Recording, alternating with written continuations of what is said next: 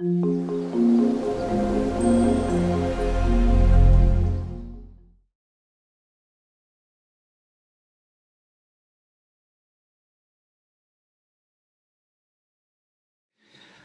right, so I want to thank Brooke for the title. She helps me with the research on this, and she also came up with the title, which is, I don't know if you're a writer or whatever, but that's the most important part for me is finding the right title.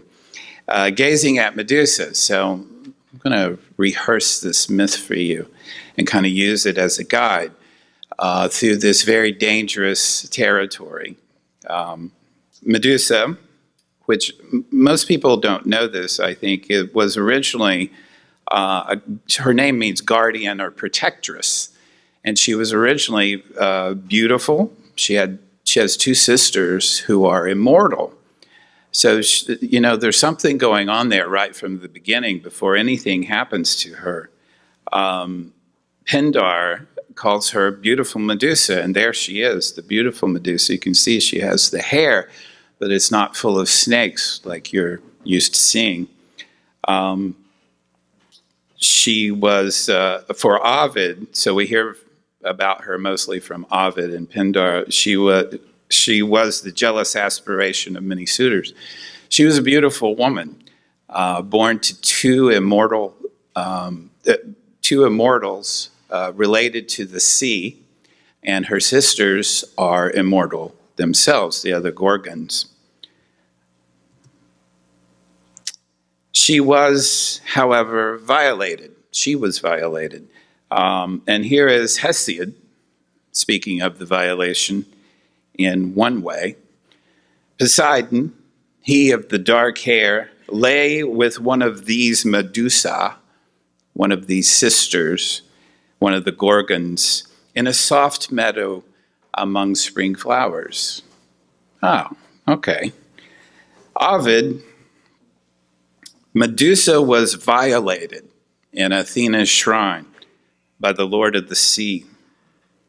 And Zeus's daughter Athena, this is very important, turned away. The goddess Athena turned away and covered with her shield her virgin's eyes. And then for fitting punishment, this is the myth, for fitting punishment to Medusa, she transformed the Gorgon's lovely hair into loathsome snakes.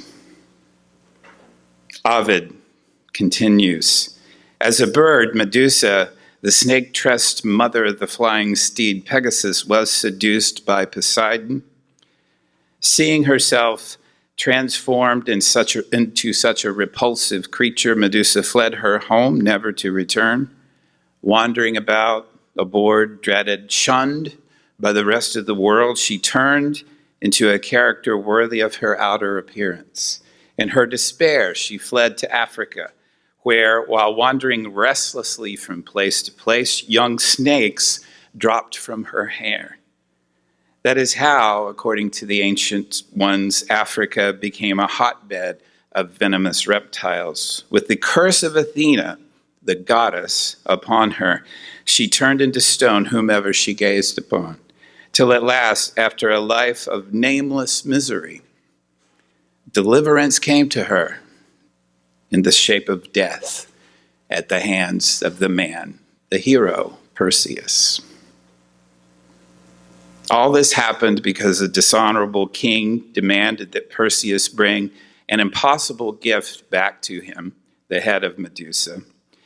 And what happens is Perseus, when he begins this hero's journey, when he begins this quest, he is aided by the gods because it is a holy quest. It is a society, the society of the time sanctions this quest. He must defeat Medusa. He needs the tools to defeat Medusa, and the gods, the whole realm of the gods, come to his aid. They provide him with divine tools, and while the Gorgons, the sisters, slept, the hero attacked using Athena's shield, polished shield, to view the reflection of the Medusa's awful face. So he doesn't look at her directly, he looks at her in reflection. and thus avoids her petrifying gaze. And then he beheads her with something called a harp, an unbreakable sword. And as he does this, two creatures are born from her body, the winged horse Pegasus and the giant Chrysaor, who springs from her neck. Now, we don't hear anything more about Chrysaor, but I'm sure you've heard of Pegasus. In fact, Perseus is going to ride Pegasus to rescue Andromeda. So her sisters pursue Perseus with great fury, but remember, he's got the aid of the gods, so he not only has a shield, he has Hermes' winged boots and Hades' helmet of invisibility. But here's what's interesting. He turns Medusa's head into a weapon. Perseus had to keep her head. It was so powerful, he had to keep her head in a special sack. It's called a cubesis.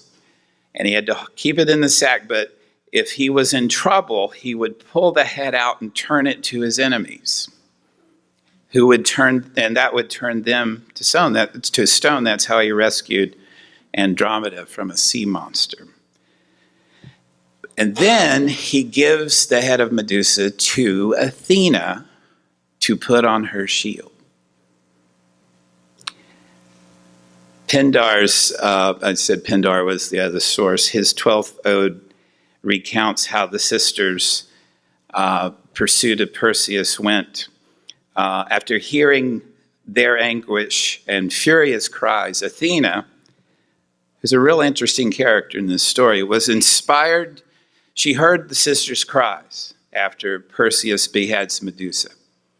And she says, I should invent the flute and try to repeat those cries of the sisters. And she does.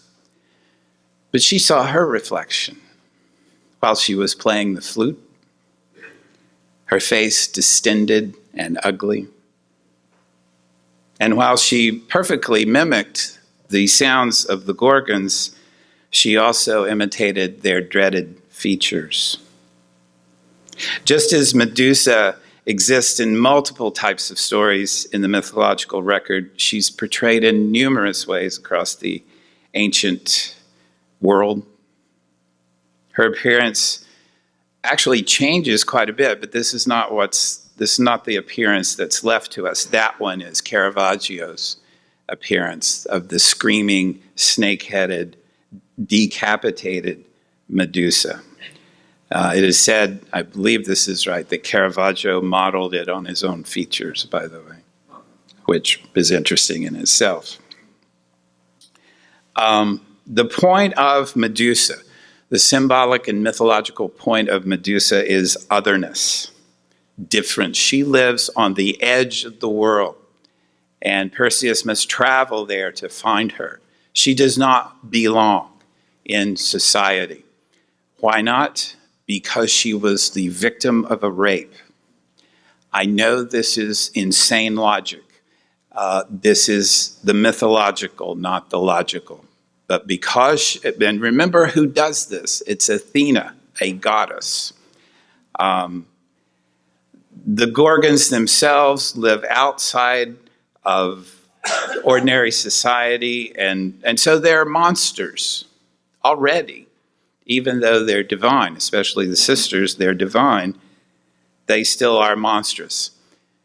And the etymology of the term monster is the same one that we use for demonstrate.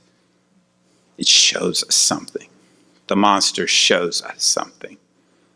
Maybe the monster shows us ourselves in a reflection. But alterity, the otherness, this is Medusa.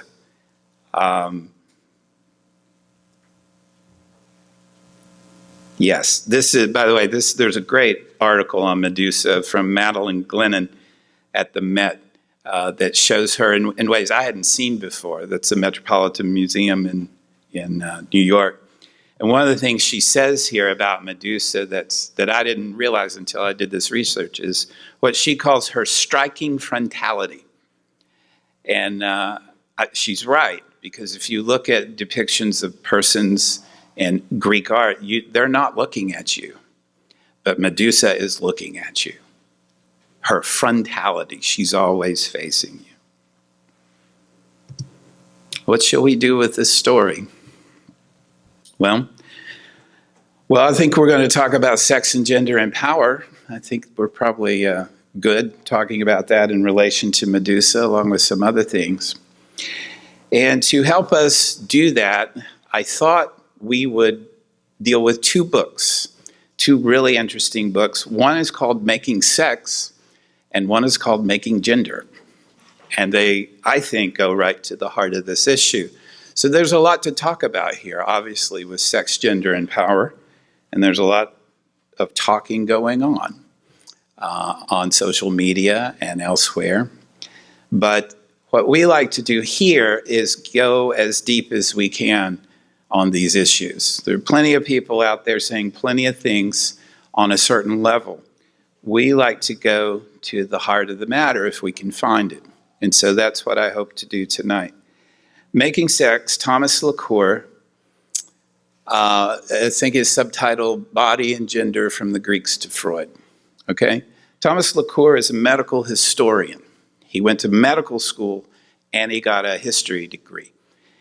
And he begins his book with a story, which is always good. And let me tell you this story. The story begins when a young aristocrat, I love this part, whose family circumstances forced him into religious orders. Okay, so I guess they're poor, but, and this is like during the Renaissance. So he's a monk, but not by choosing, but by circumstance. He comes one day to a country inn. He found the innkeepers overwhelmed with grief at the death of their beautiful daughter. She was not to be buried until the next day, and the bereaved parents asked the young monk to keep watch over her body through the night. And he gladly acceded to this request. Reports of her beauty, however, made him wonder just how beautiful she was. He pulled back the death shroud, and instead of finding the corpse disfigured by the horrors of death, he found her features gracefully animated.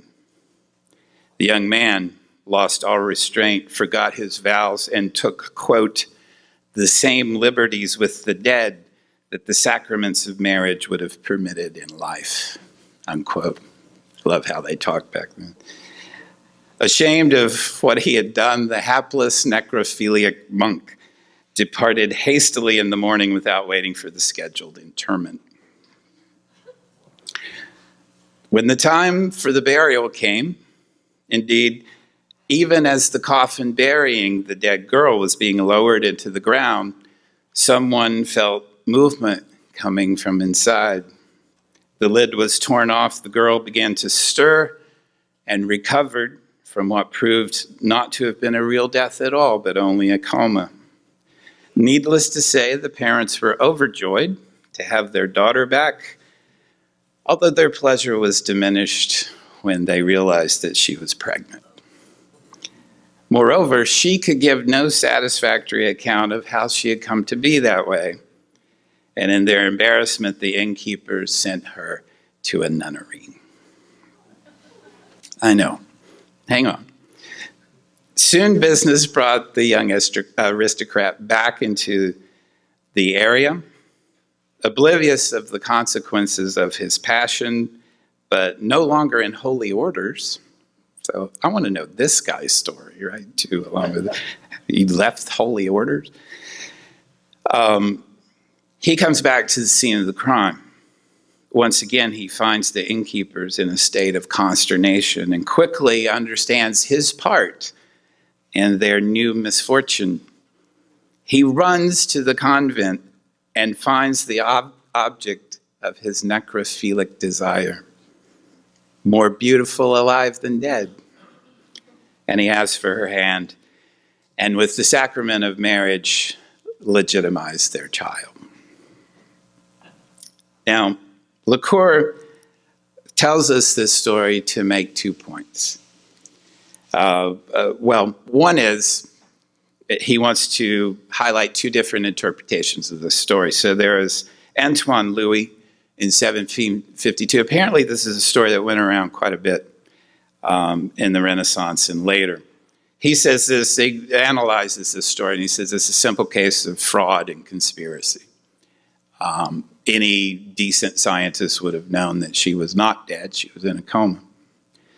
Dr. Michael Ryan in 1836 finds a different issue, and he says, quote, here's what we learned from this, sorry, not to quote yet, here's what we learned from this story, he says, quote, not only need a woman not feel pleasure to conceive, she need not even be conscious. 19th century. LaCour uses this story to mark the new understanding that women need not have orgasm to conceive. That was a new understanding.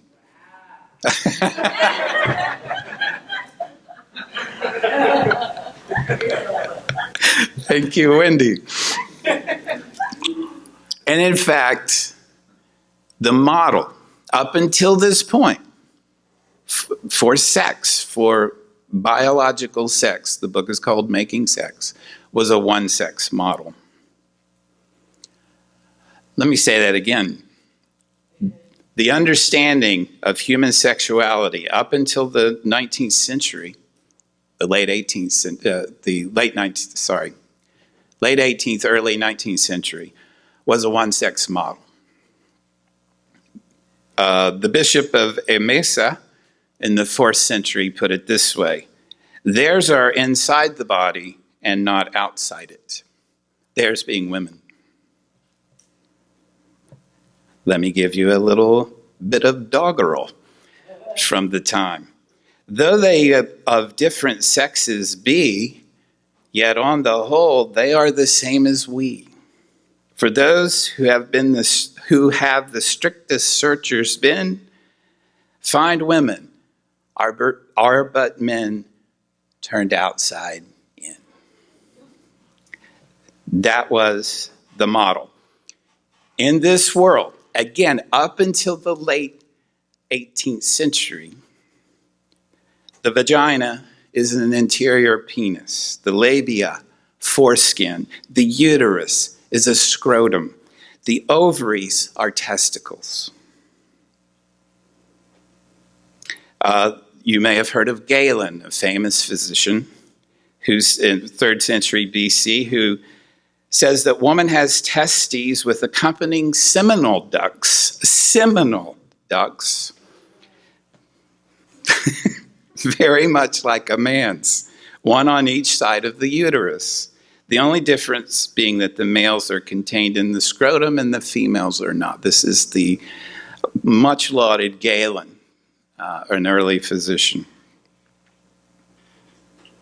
So, for 2 millennia, the ovary, an organ that by the early 19th century had become a synecdoche, it had become a primary symbol for woman, did not even have a name of its own.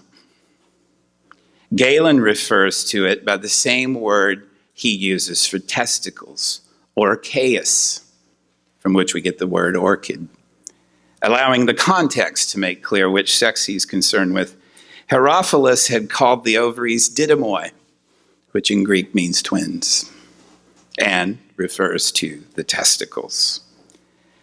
He saw the fallopian tubes as sperm ducts that led from each testicle, growing much as these sperm ducts do in men's scrotum. Galen recognizes this error, so this wasn't, there was some disagreement within the one-sex model, but it was a one-sex model. There is no technical term in Latin or Greek or in the European vernaculars until around 1700 for the vagina as a tube or sheath, which is what it means, into which its opposite, the penis, fits. and through which the infant is born. There is no term in existence. Let me make sure you're getting this. For 2 millennia, the Western world considered women as men. They were inverted men. Now you say, well, why would they be inverted? Well, the answer is heat. Of course, women are colder than men. Women are basically mutated men because they're not hot enough. And in fact, there are stories like the young aristocrat story going around of children playing around puberty, by the way, little girls playing and getting too hot. There's a story of Foucault tells this story of a young girl who, playing around, jumped over a ditch and boing, she became a little boy. She got too hot. Now, I see you looking at me, and I urge you to read Lacour's book because he documents this very carefully. He also documents that the clitoris was not discovered until the 18th century, which, and I have to tell you, it was by a man, first of all, and his name was Columbus. I'm not making this up.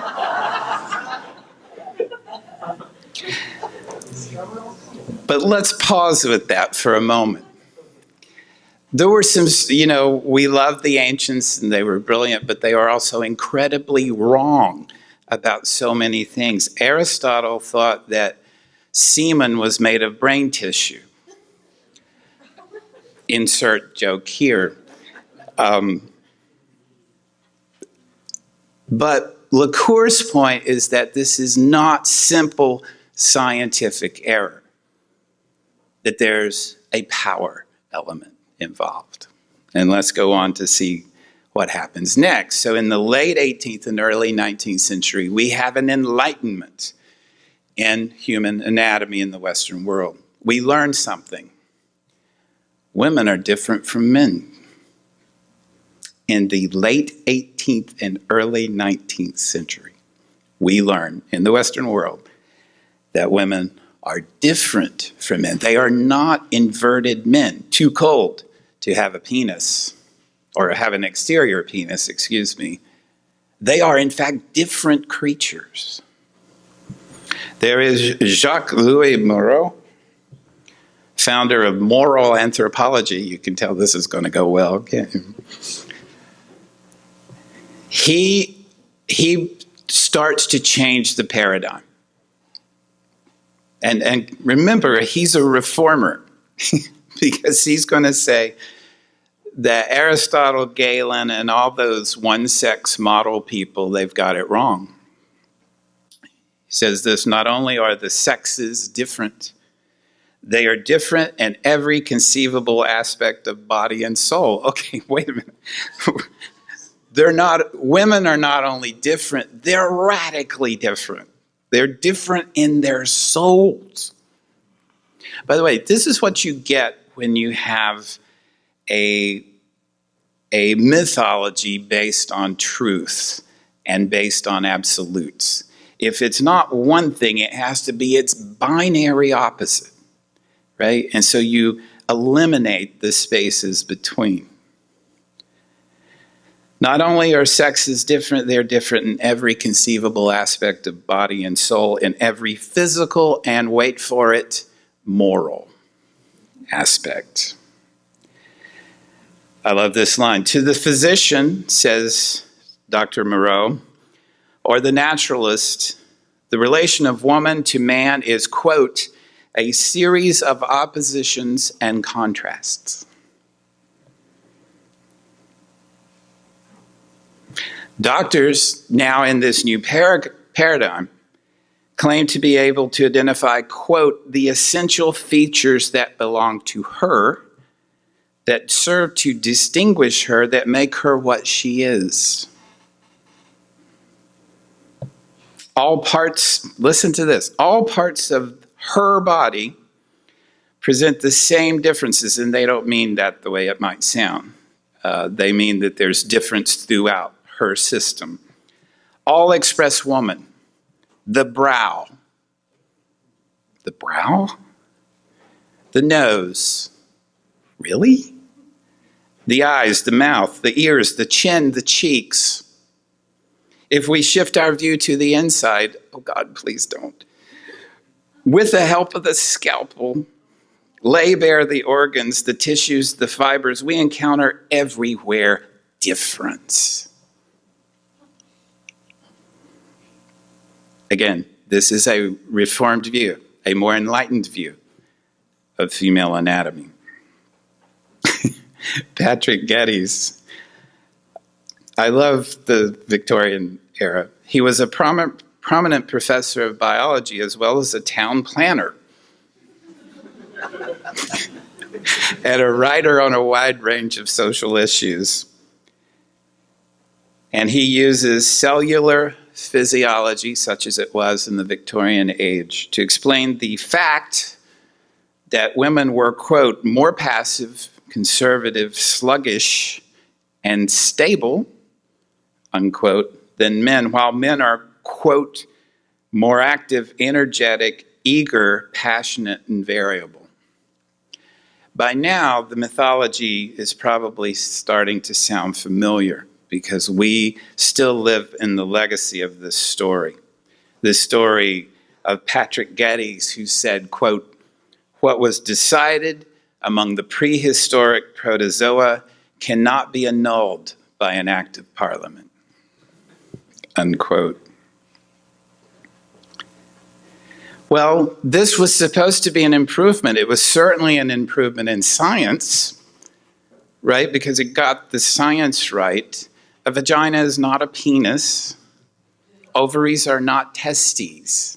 Okay, good, progress. Except, as Angus MacLaren states, the rights of women to sexual pleasure were not enhanced but eroded as an unexpected consequence of the elaboration of more sophisticated models of reproduction. In other words, the advance of the new paradigm only provided more opportunity for the suppression of women, especially women's sexuality.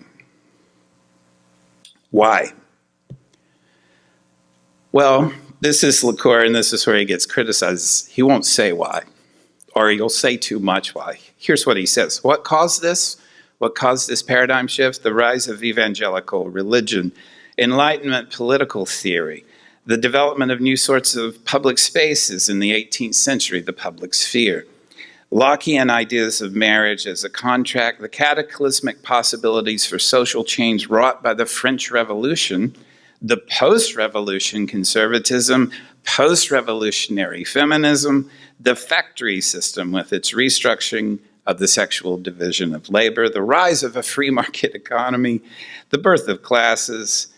None of these things caused the making of the new sexed body, he says. Instead, the remaking of the body is itself intrinsic in each of these developments. And if you're hearing the French historian Michel Foucault in that, you're right, because Lacour engages Foucault quite a bit. And we're going to talk about Foucault later on.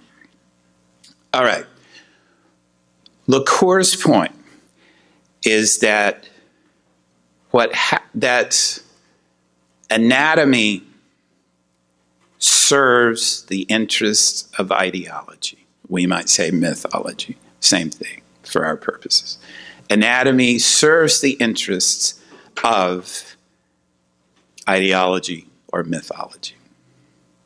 Women's bodies are shaped by culture, but the rhetoric is that of nature, right? So you know that line I read from before. Women are fill in the blank. And it goes the other way. Men are fill in the blank. And if you hear that and it's in the culture, then it's true, right? if everybody around you believes it until somebody tries to change the paradigm. Sherry Ortner says we haven't changed the paradigm yet. And so her book is called Making Gender. So many of you will know that academics like to distinguish between sex and gender, sex generally being biological, gender being a social construct. Of course, that dichotomy is not going to last. It already has been eliminated by Lacour's book because anatomy is a cultural construct in itself. We saw that in the history of the one-sex model moving to the two-sex model. So Ortner's book, Making Gender, The Politics and Erotics of Culture, is a very different book. I find this fascinating. Lacour is very he's a historian, he's a physician, but he's kind of chatty in his book. He wants to tell you these stories he's come across about gender and sex and women getting pregnant on the verge of death. Ortner is almost Aristotelian in her argument. She's like, okay, here's this, here's that, conclusion, therefore. And so let me take you through it so you can see what she's saying. Her concern, she says, well, let me just quote her here. The secondary status of woman in society is one of the true universals. We can kind of stop right there and pause, right? People talk about universals a lot. I don't talk about universals, but that's another thing just for me. I think you're in trouble as soon as you try to start talking about universals. But if there were a universal, it's probably this. The secondary status of woman in society is one of the true universals, a pan-cultural fact, a fact that is true in all cultures. She acknowledges that within that universal fact, the specific cultural conceptions and symbolizations of woman are incredibly diverse and even mutually contradictory. Further, she says, the actual treatment of women and the relative power and contribution of women vary enormously from culture to culture over different periods of history and spaces on the planet. But both of these points, she says, the universal fact and the cultural variation call for explanation.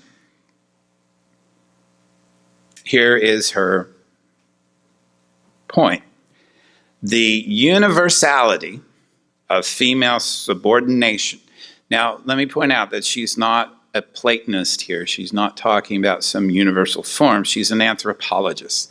So she's talking about what she observes. And what she observes from reading. She obviously hasn't been to every culture on the planet. But she's coming from an anthropological viewpoint, a qualitative research viewpoint. The universality, and what she sees is the universality of female subordination, the fact that it exists within every type of social and economic arrangement in societies of every degree of complexity, indicates to me that we are up against something very profound, very stubborn, something that cannot be remedied merely by rearranging a few tasks and roles in the social system, nor even by rearranging the entire economic structure. All right, so again, she's very methodical, very philosophical about this. She says there are three levels of this problem of the universal subordination of women. The universal fact, she says, of culturally attributed second-class status to a woman in every society. One is that, and then two questions there are important here. First, what do we mean by this? Good. And what is the evidence? Good. Okay, we're gonna be very methodical here. And second, how are we to explain the fact having established it? Secondly, specific ideologies, etc., pertaining to women, which vary widely from culture to culture. The problem at this level, she says, is to account for any particular cultures in terms of factors specific to that culture. And here you might be thinking of matriarchal or female-based or partnership model cultures, which she's going to reject, by the way. She says those never existed. So I don't happen to agree with her there. I don't happen to agree with her sweeping denunciation of it, but this is her point. Her point is she doesn't see it. She doesn't see any society as an anthropologist where women are not subordinate, no matter what the mythology, no matter what the ritual structure, the cultic structure, as we say, no matter what the social structure. She sees no evidence of this. And then thirdly, observable on-the-ground details of women's actual activities, contributions, etc., often at variance with the cultural ideology, but also always constrained within the assumption that women may never officially be preeminent in the system. So she's right here. She should acknowledge that there is such a thing as feminism, that it occurred in the 18th century and perhaps even before, and that it's continued on since then. But her point is that it has not succeeded in overturning the universal truth that women are subordinate in every culture. There's resistance, she would say, but it's never been fully successful. All right.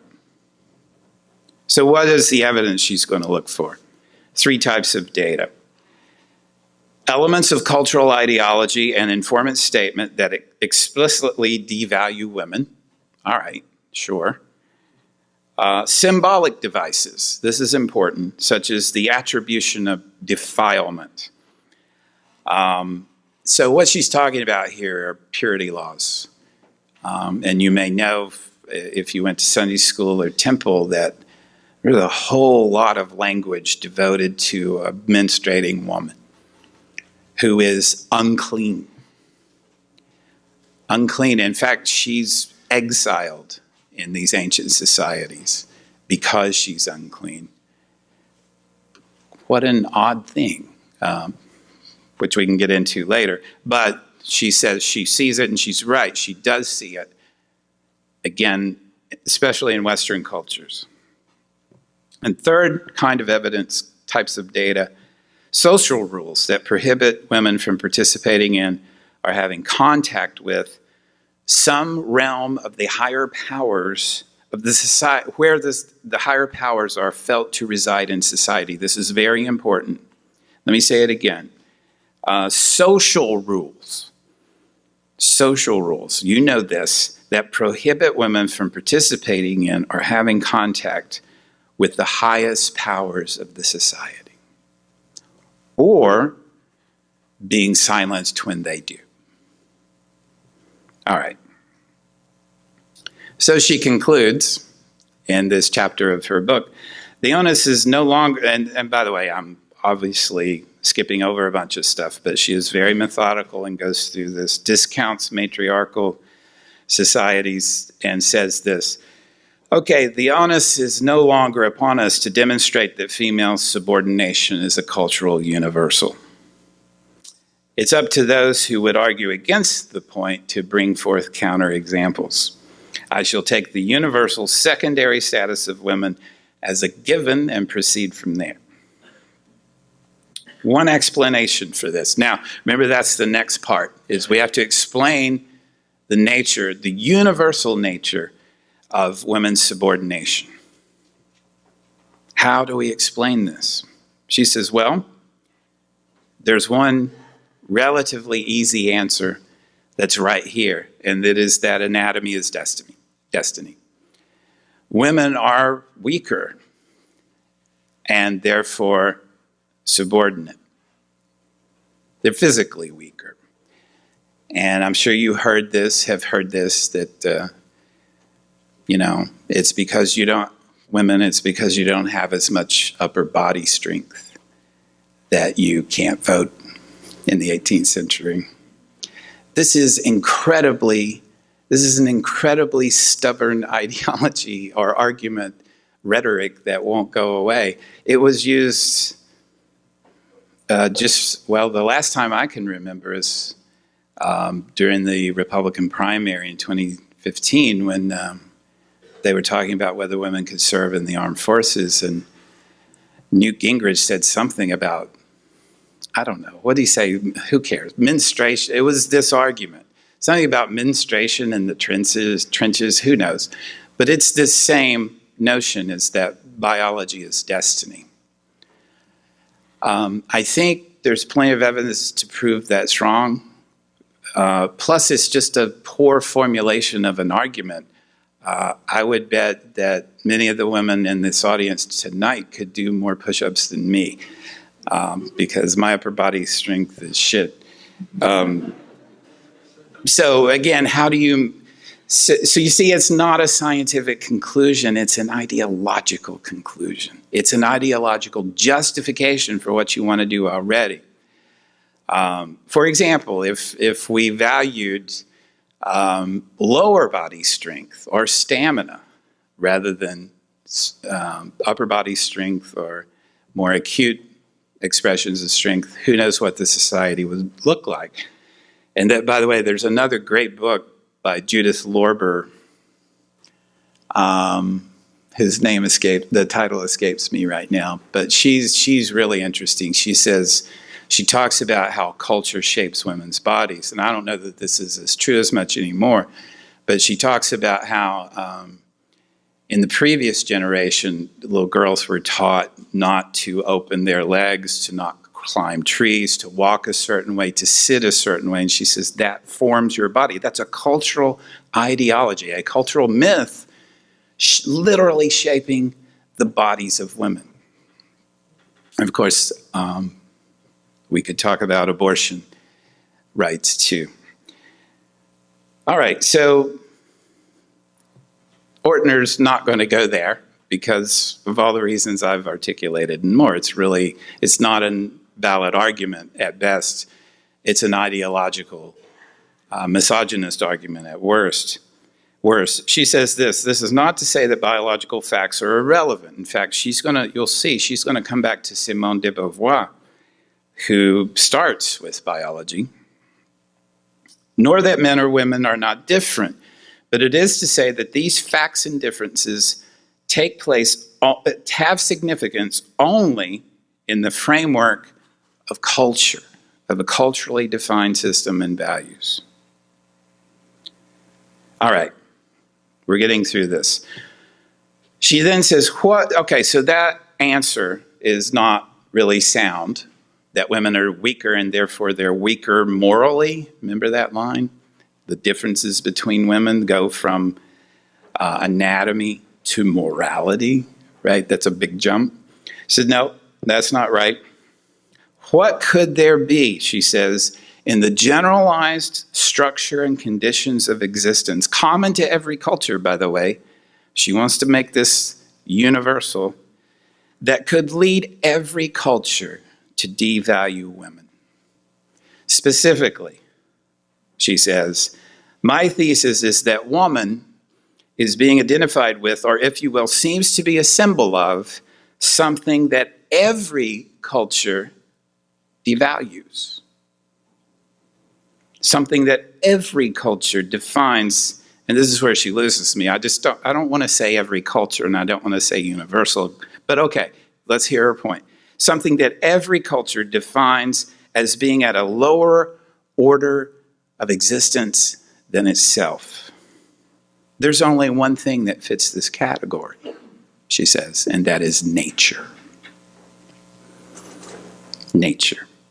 In the most generalized sense, every culture, or generically, in quotation marks, culture, is engaged in the process of generating and sustaining systems of meaningful forms, symbols, ceremonies, etc., by means of which humanity transcends its natural existence, bends its natural existence to its purposes, and controls those natural instincts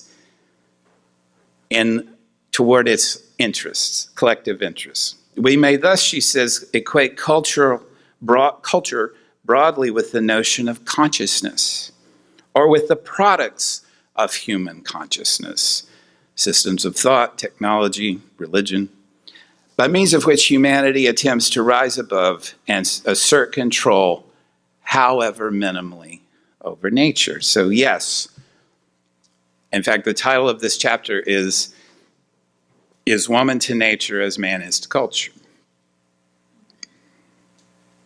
Woman, nature, man, culture.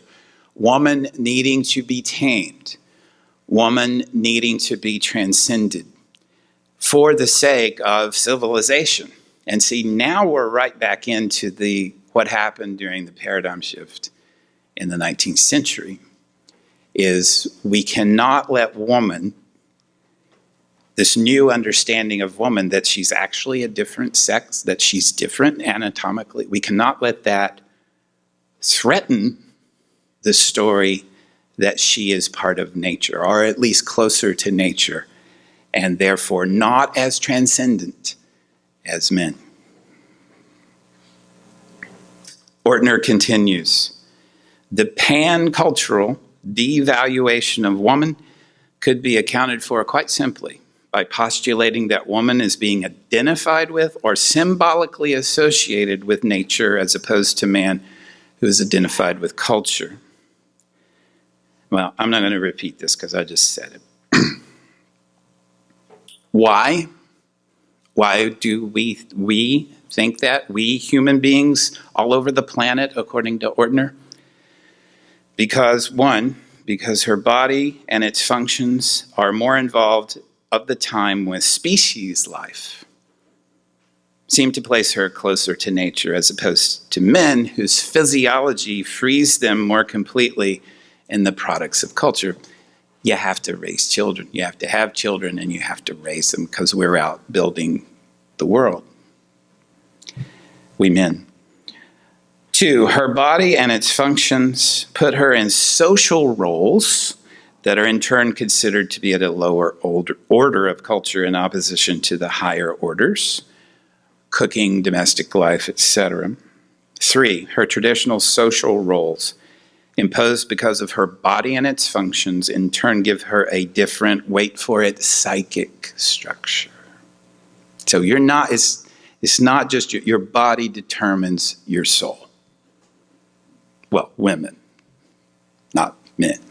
Your body determines your soul because you're more like nature. You're too close to nature. Now, she's careful, and she's right not to say this is a simple dichotomy because woman does not equal nature. Women do participate in the functions of culture in terms of those domestic functions. So you're not completely identified with nature. You're just too close to it. Well, you're closer to nature than we are because we build cities and you raise children. Right, but let's not miss her. I think she swings too far for the fences. You don't need to say this is pan-cultural. You don't need to say this is universal to make your point.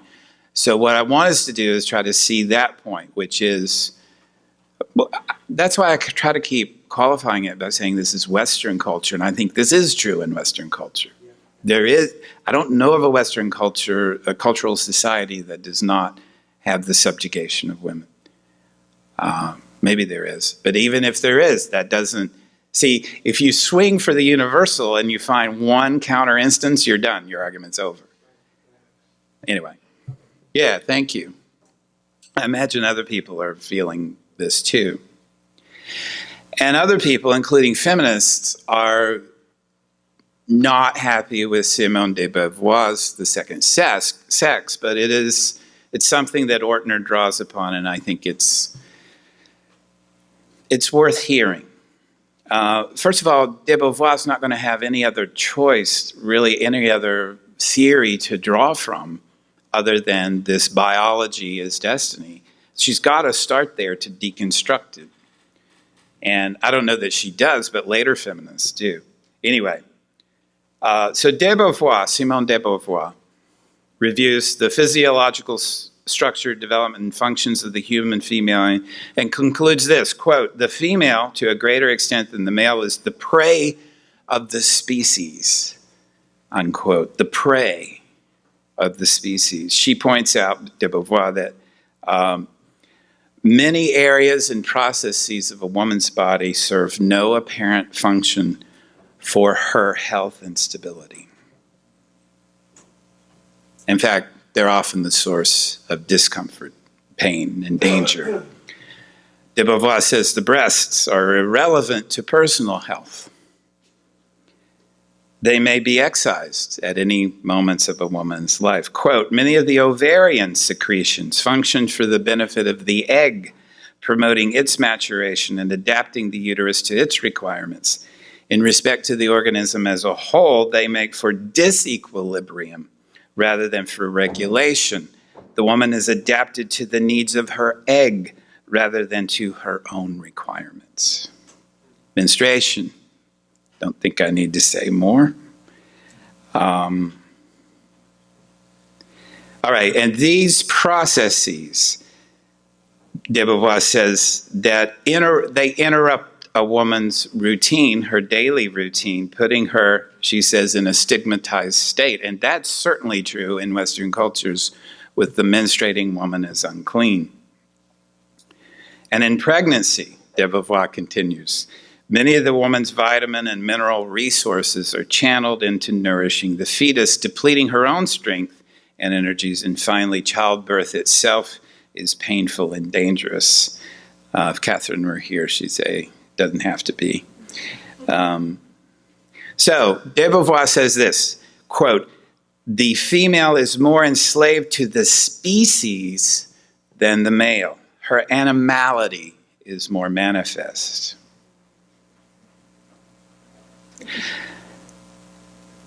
And the point, the larger point being, man, and I mean this in a gendered way now, man assures the repetition of life by transcending life. Woman assures the repetition of life simply through nature. She doesn't have to do anything. I'm quoting.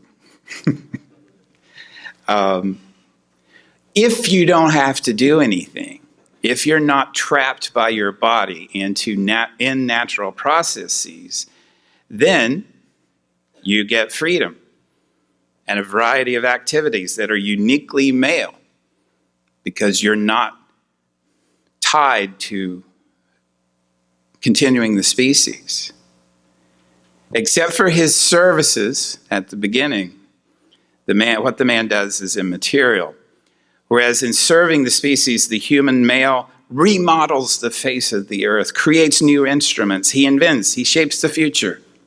In other words, the woman's body seems to doom her to mere reproduction. The male, on the other hand, lacking natural creative functions, must assert his creativity externally, artificially, that is, not naturally, through the medium of technology and symbols. And this is de Beauvoir's line that will stick. For it is not in giving life, but in risking life, that man is raised above the animal. That is why superiority has been accorded in humanity, not to the sex that brings forth, but to that which kills. All right, so this is the end of, you may be glad, this is the end of Ortner's argument. Now, and you may be thinking this, and she answers this question if you have it. The culture-nature dichotomy is itself a product of culture. Okay, good. She recognizes that. Nature is a cultural concept.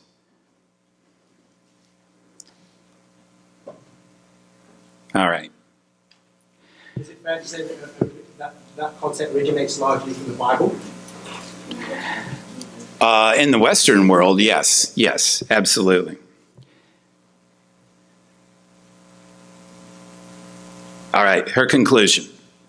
The result is a vicious circle. Various aspects of women's situation, which they have no control over, lead her to be seen as closer to nature, while the view of her as closer to nature is embodied in institutional forms that regenerate this notion. The implications for social change are similarly circular. A different cultural view can grow out only of a different social actuality, but a different social actuality can only grow out of a different cultural view.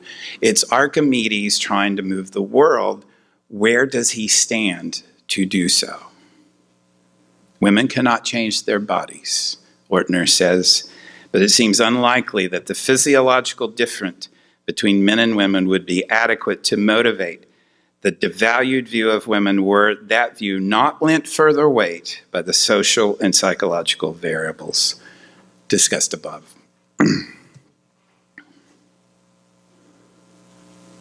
You've heard of Medusa. Two women are holding a man down on a bed. One presses her fist against his head so he can't raise it from the mattress, while her companion pins his torso in place. They are well built with powerful arms, but even so, it takes their combined strength to keep their victim immobilized as one of them cuts through his throat with a gleaming sword. Blood spurts from the deep red geysers as she saws. She won't stop until his head is fully severed. Her victim's eyes are wide open. He knows exactly what is happening to him. The dying man is Holofernes, an enemy of the Israelites in the Hebrew Bible, and the young woman beheading him is Judith, his divinely appointed assassin. Yet at the same time, he is also an Italian painter named Agostino Tassi, while the woman with the sword is Artemisia Gentileschi, who painted this. It is effectively a self-portrait. "This is the ring you gave me, and these are your promises," yelled Gentileschi as she was tortured in a Rome courtroom in 1612. Ropes around her fingers were wrapped around her fingers and pulled tight. The judge had advised the moderate use of the Sibylle, as this was called, for she was, after all, 18. Across the court sat the man who had raped her. No one thought of torturing him. Defiantly, Gentileschi told him that her thumb screws were the wedding ring he'd promised her. Again and again, she repeated that her testimony about the rape was reliable. "It is true. It is true. It is true. It is true." Tassi had tricked his way into her room and started making unwanted offers of sex, she testified. "He then threw me onto the edge of the bed, pushing me with a hand on my breast, and he put a knee between my thighs to prevent me from closing them. Lifting my clothes, he placed a hand with a handkerchief on my mouth to keep me from screaming." She fought back. "I scratched his face," she told the court, "and pulled his hair, and before he penetrated me again, I grasped his penis so tight that I removed a piece of flesh." But she couldn't stop him. Afterwards, she rushed to a drawer and got out a knife. "I'd like to kill you with this knife because you have so dishonored me," she shouted. He opened his coat and said, "Here I am." Gentileschi threw the knife, but he shielded himself. "Otherwise," she said, "I might have killed him." That is an article from The Guardian on this amazing painting by Jonathan Jones that was so well rendered. I thought I would just read it to you. Medusa, the story of a woman too powerful that she must be beheaded. Gentileschi, a woman who was raped and turned it into art.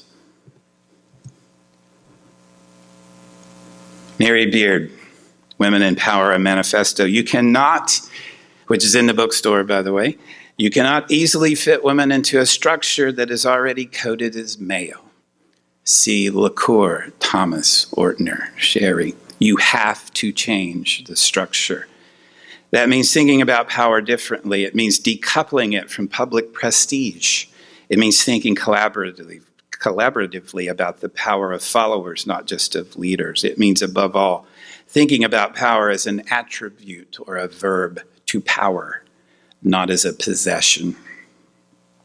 And if you think Medusa is not relevant, look closely at that image.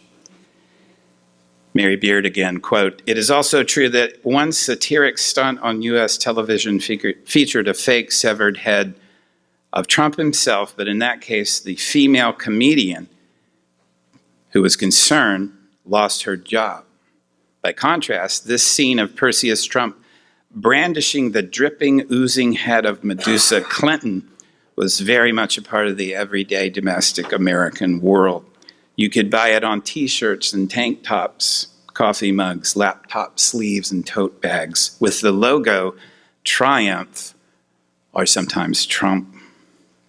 It may take a moment or two to take in that normalization of gendered violence, but if you were ever doubtful about the extent to which the exclusion of women from power is culturally embedded, or unsure of the continued strength of classical ways, I might say mythological ways, of formulating it and justifying it well, I give you Trump and Clinton, Perseus and Medusa, and I rest my case.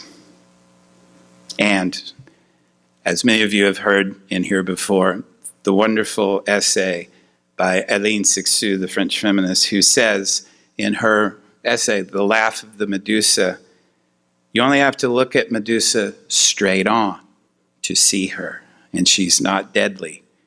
She's beautiful, and she's laughing. Thank you.